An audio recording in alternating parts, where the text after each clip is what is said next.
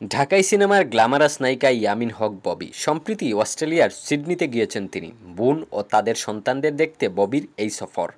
নায়িকার দুই বোন সেখানে বসবাস করেন। সেখানকার সব মনোরম লোকেশনে নিজের আবেদনময়ী ছবি পোস্ট করছেন সোশ্যাল হ্যান্ডেলে। অস্ট্রেলিয়ার সফর নিয়ে ববি সংবাদ মাধ্যমকে বলেন, আরও আগেই আসার কথা ছিল, নানা ব্যস্ততায় হয়ে উঠছিল না, অবশেষে আসা হলো। বাচ্চাদের সঙ্গে সময় কাটাতে বেশ ভালো লাগছে।